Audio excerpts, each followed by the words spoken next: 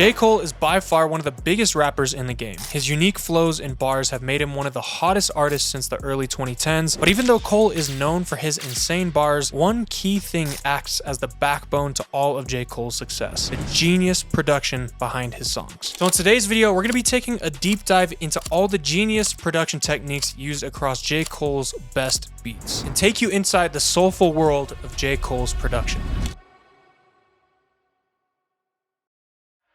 Like I said, J. Cole is known for his amazing skills as a rapper. But what people may not know is he actually self-produced a bunch of his biggest songs, like Power Trip, Wet Dreams, Neighbors, and a bunch of others. He's also produced for people like Kendrick Lamar, Young Thug, Mac Miller, among many others. And the bulk of J. Cole's production relies on vintage soul samples. So today, instead of using an actual real vinyl sample, we're gonna make our own 100% from scratch. And then we're gonna sample that melody into a J. Cole style banger. To start out our melody, I wanted some piano chords as the foundation, similar to the piano on Love Yours. Love Yours. I wanted to go for a similar feeling, that kind of soulful vibe, but a little bit with more of a darker, sad tone. And to get that nice, authentic sample texture, instead of going in the computer and just using a VST like I normally would, I went to my real upright piano to play some chords so it sounded really authentic, human sample.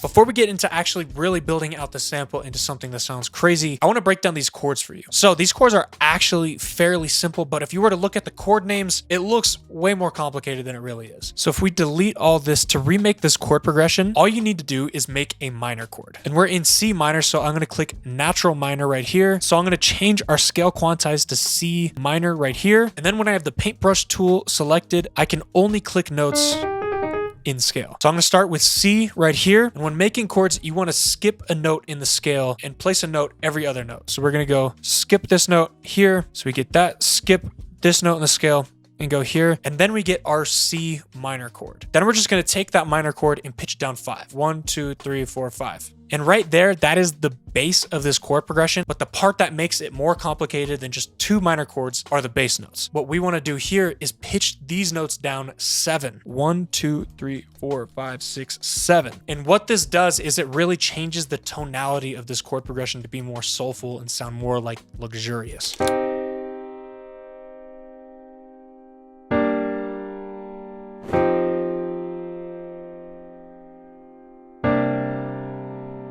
After I had the piano down, I added in a live bass, some live drums, and some accent sounds just to kind of fill out the sample and make it feel like it was a real vintage record.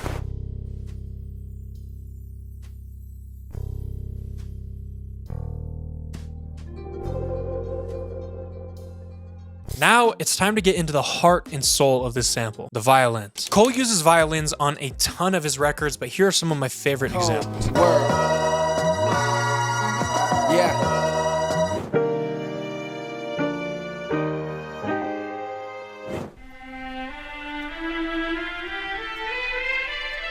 I really like how the strings on these records really add a ton of emotion and give that like luxurious, soulful kind of vibe. So I wanted to get started writing some violin melodies. And to start out, I went into East West Opus and grabbed a Portamento violin preset, which by the way, if you're gonna use VSTs, it's very important to use a Portamento one if you want it to sound like a realistic lead violin, because it's gonna slide from note to note like an actual violin player when they're playing it live. Anyways, once I grabbed that VST, I improvised a bunch of 16-bar melodies with that soulful kind of vibe, and I made sure to have a bunch of different variations with the violin melody so that whenever you're using the sample, it's not just an 8-bar loop, but instead it's a whole composition that you have a bunch of different sections that you could sample for a verse or a bridge or whatever you want to do. I started with just one violin, but that sounded super thin, so I layered it 3 times with 3 different string sounds across multiple octaves to make it sound like there were multiple string players in the studio recording the string section together.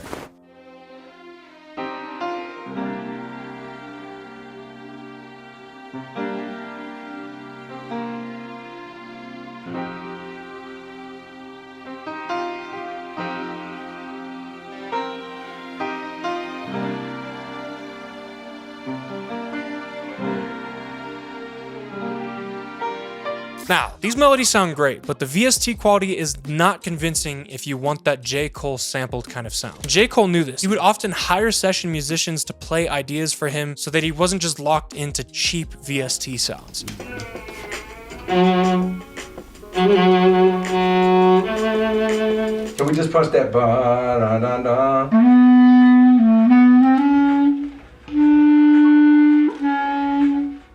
Doing this gave his records a really real, authentic kind of feeling. So I did the same thing here, and I hired a violinist to replay all those melodies that I just composed, and I got this back.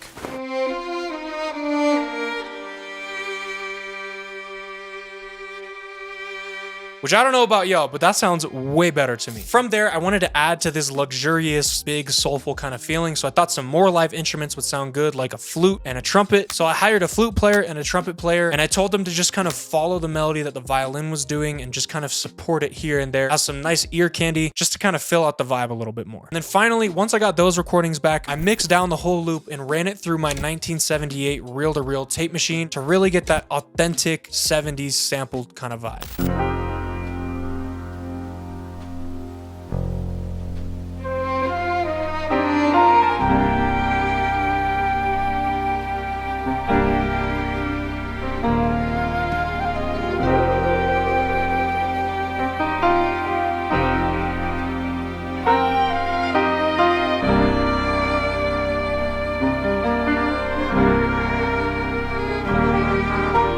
That's sounding pretty fire, and we're gonna chop it up and flip it into a banger in just a second. But like I was saying, one reason that J. Cole's music sounds so great is because he uses session musicians. Using session musicians really just brings your ideas to life and gives it a texture that you just can't achieve whenever you're using VSTs. The problem for a lot of producers is you don't have thousands of dollars to spend getting professional musicians to replay your stuff. So I spent the past year making something to help you guys out. I spent thousands of dollars working with Grammy-nominated vocalists and session musicians to make Vintage Essentials, which is this huge sample library with over 5,000 live instrument phrases, vocals, full compositions, live drum breaks, and so much more. Take a quick listen to some of the samples that I made using only Vintage Essentials.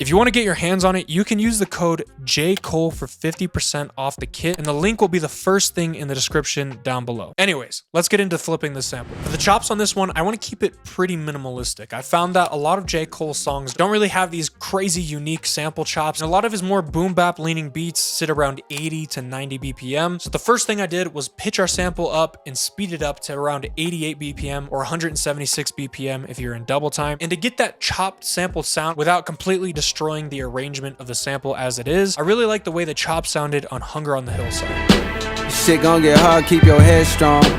If I quit now, then I'm dead. I like how this chop feels like it's the original melody playing through, but it has that kind of pause every half bar. So to do the same thing, I went to the sample in the playlist and I manually chopped it every single half bar in Logic, and then I slightly shortened each audio file just a bit so that there's a tiny gap of silence in between each file. And doing this gives it that chopped, sampled kind of bounce and sound.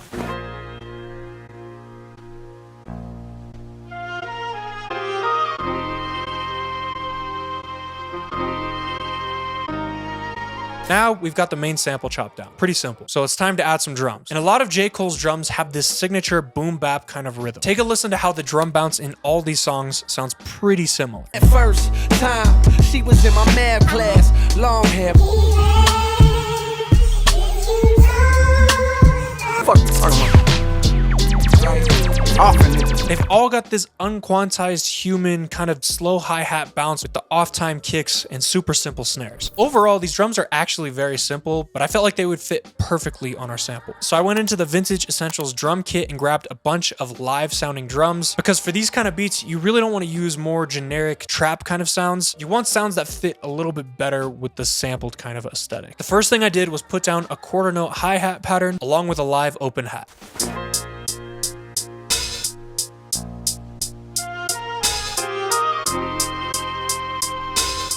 Then I put down a super repetitive boom-bap kick pattern and a dumb simple snare.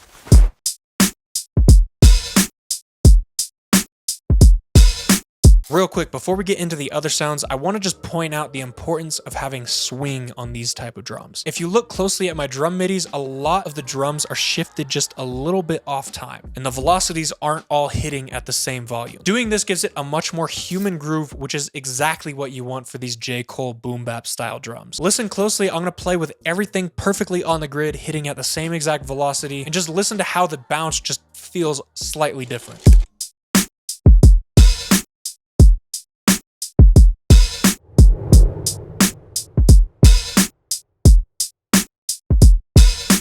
So, it's a subtle change, but when you add up all these subtle changes, you end up with a very different result. And honestly, this is solid already. But one of my favorite parts of J. Cole's drums is his use of drum breaks. He often pitches down live drum breaks and layers them underneath the drums that he already has going to give it a much more gritty, raw kind of sound.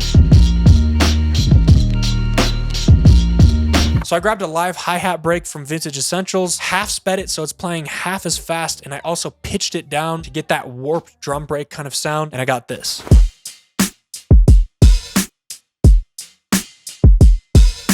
And lastly, one more key part to getting that raw, gritty boom bap kind of feeling to your drums is adding distortion or saturation. Right now, the drums sound fine, but they're just kind of missing that extra crunch, that extra grittiness to really bring it to the next level. So I grabbed this free saturation knob plugin by Softtube to just kind of add some crunch to the drums. Listen to before and after.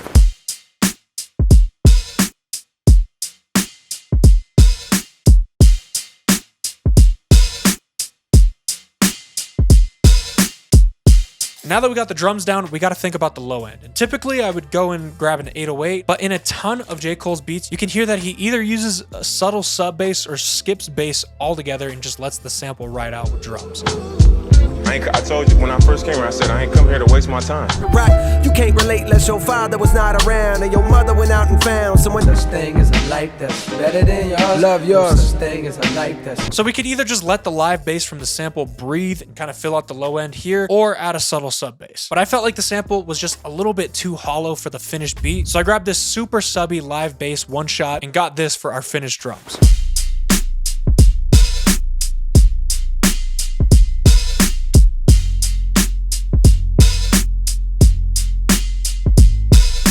And we could 100% stop here and keep it super simple. But one of my favorite parts of J. Cole's production is his use of A and B sections. And if you don't know what A and B section is, an A section, it's pretty much just kind of switching up stuff subtly. It's not like an insane beat switch that completely changes everything about the song, but essentially it's just changing it up just enough to where it feels like the song is evolving. And a great example is Get Off My Dick, where you can hear him go from a sampled bass beat to a more modern synth sound kind of melody. Hollywood go. Go. Matt would let me tell you about it. I put my city on the map. Doing this really helps separate the verses from the hooks, from the bridges, etc. It just makes the beat feel like it's telling a story, which is a huge part of J. Cole's sound, even as a rapper. And a formula I saw a lot in some of his older songs is having more rap-sounding verses and then switching it up into a more pop-leaning hook section with singing and just overall brighter sound of the production. So I thought adding some brighter, clean-sounding piano for a hook section would really kind of help evolve the beat and kind of create different moments within the production. Kind of similar to the upbeat pianos that you can hear on Crooked Smile and No Role Models.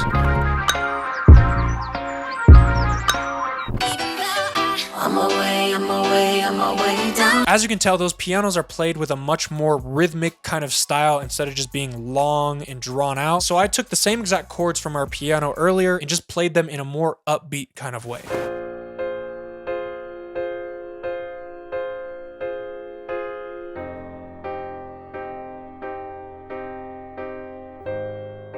Then I added some brass from the Vintage Essentials Analog Lab Bank just to fill out the melody a little bit more.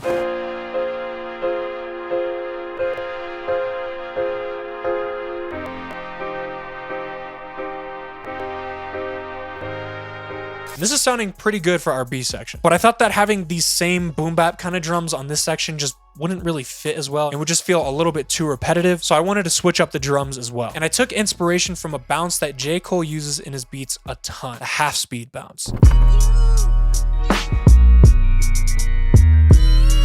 Got me up all night, yeah. things he can provide for you. Whenever you around, I seem to come alive. Even though these beats are at a faster BPM, the drums feel slow because the snare is playing half as fast as it normally should. So I put down a similar slow kick and snare pattern along with the subby bass sound and got this.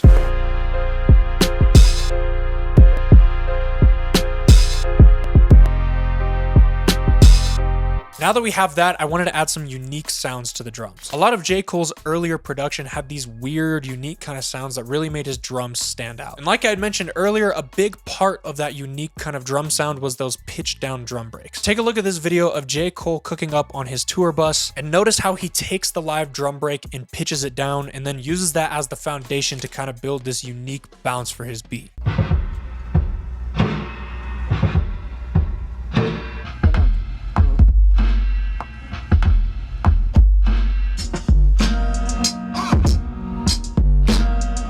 So I did the same thing here, grabbed one of my live drum breaks, chopped it up and pitched it down and got this.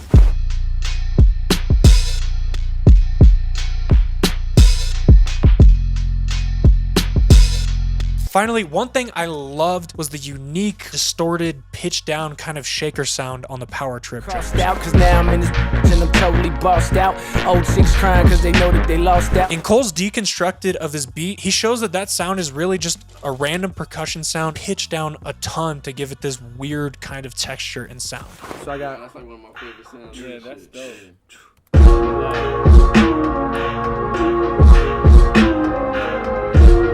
So I grabbed this live snare sample from my kit and I pitched it way down and added a ton of delay to get this. In context with some crashes in the rest of our drums, we get this.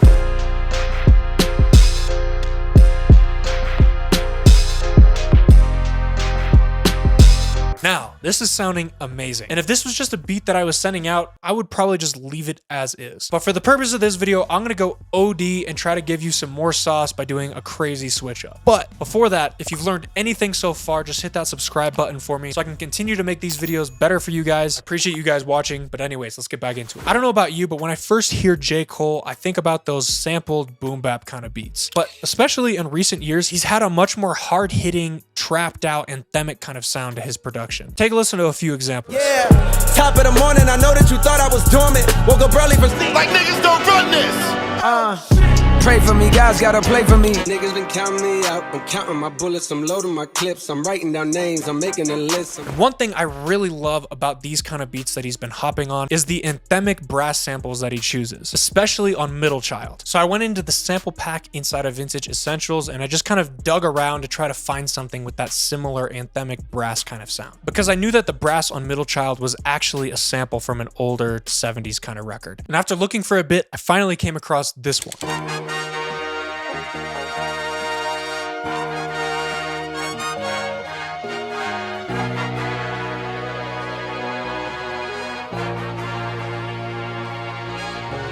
And now, I don't want to talk your ear off for another 20 minutes about how I made that sample, but really quick, I want to break it down for you. The first thing I did was grab some shitty brass sounds from stock Logic plugins.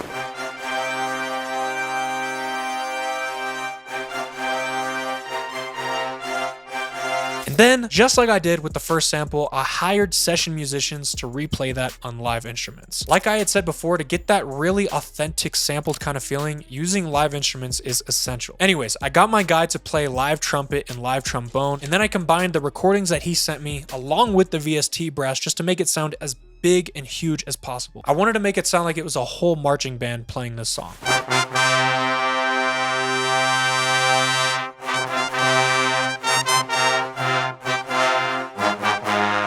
After that, I copied the same progression on strings and electric piano, and then I laid down a live bass line and some subtle drums to give it that vintage record kind of feeling.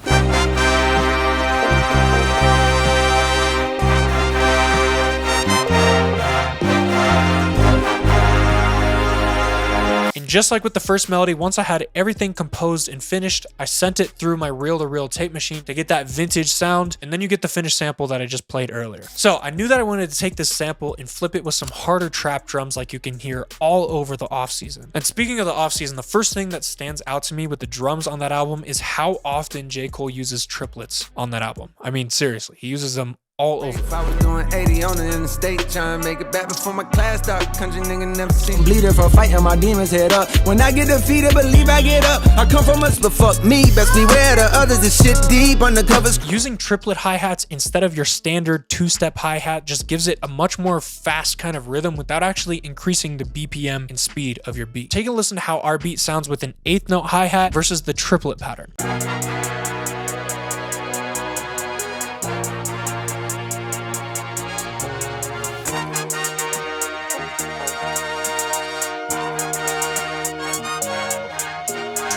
So now that we have those hi-hats down, I added in an open hat for some impact, a hard-hitting 808, and a trap-sounding snare.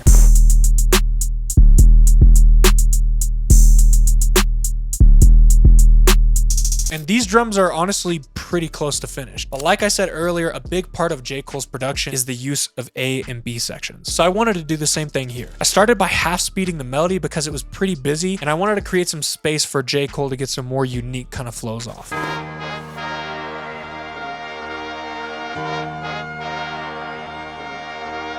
And after that, I wanted the drums to change a bit. More subtly than we did in the first B section in this video, but just enough to where it feels like the beat is never too repetitive. So I swapped out that hard-hitting spins 808 for a more subby kind of 808 sound, and I also kind of double timed the triplet hi-hats to be playing more often and faster, similar to how the hi-hats sped up in the B section of Middle Child. Niggas been counting me out. I'm counting my bullets. I'm loading my clips. I'm writing down bags as hard as it get. I do not store powder. I might take a sip. I might hit the. And after doing that, I got these drums for our B section.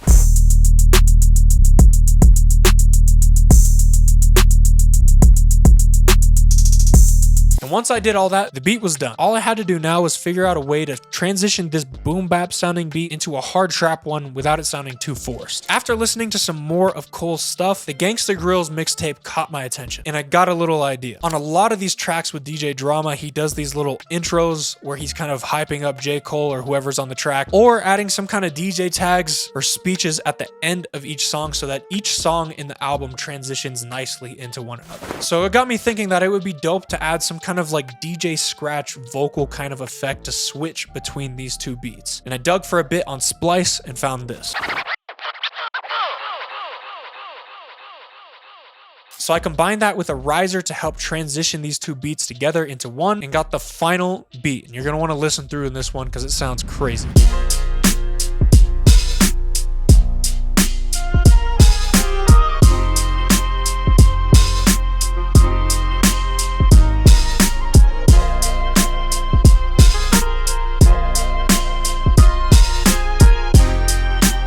Change up the kick real quick, right?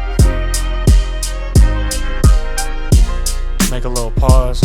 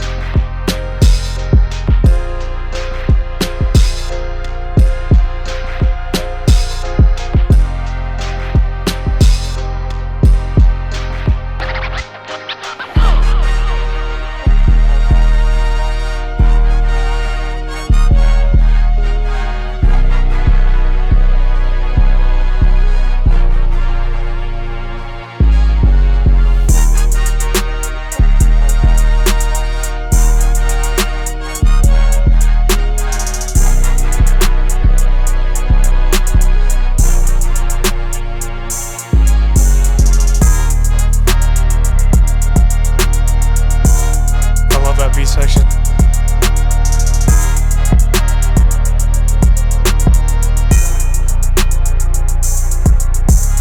Thank you for making it to the end, and just a reminder, if you want to get your hands on vintage essentials, which by the way I used for every single sound in both of those beats, the link is in the description to check that out, and you can use the code JCole and you'll get 50% off. Anyways, thank you for watching. Have a good one. Peace.